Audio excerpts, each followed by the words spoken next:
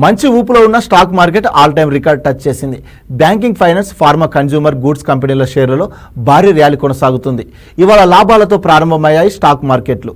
లాభాలతో ప్రారంభమైన స్టాక్ మార్కెట్లు మంచి ఊపుతో సెన్సెక్స్ 80,000 పాయింట్లు, నిఫ్టీ 24,260 పాయింట్లను టచ్ చేసింది. స్టాక్ మార్కెట్ చరిత్రలో ఓ రికార్డు సృష్టించాయి. Banking, finance, pharma, consumer goods కంపెనీల షేర్లలో భారీ ర్యాలీ కొనసాగుతుంది. ఐటీ, ఆటోమొబైల్, పెట్రోలియం షేర్లు నష్టాల్లో ట్రేడ్ అవుతున్నాయి. స్టాక్ మార్కెట్ ఆల్ టైమ్ రికార్డుతో దూసుకెళ్తున్న కొన్ని మిడ్ క్యాప్ షేర్లు నష్టాల్లో ట్రేడ్ అవడంతో చిన్న మదుపర్లు డీలా పడ్డారు. ఎన్నికల ఫలితాల తర్వాత తగ్గిన స్టాక్ మార్కెట్ మళ్లీ మోదీ ప్రమాణ స్వీకారం, మంత్రివర్గ విస్తరణ, పార్లమెంట్ సమావేశాలతో బుల్ రన్ నడుస్తుంది. కూటమి ప్రభుత్వమైనా స్థిరంగా ఉంటుందన్న ఉద్దేశంతో స్టాక్ మార్కెట్ దూకుడుగా ఉంది.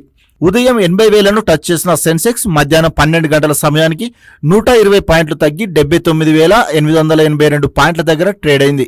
అదేవిధంగా నిఫ్టీ కూడా 24,258 దగ్గర ట్రేడ్ అవుతుంది.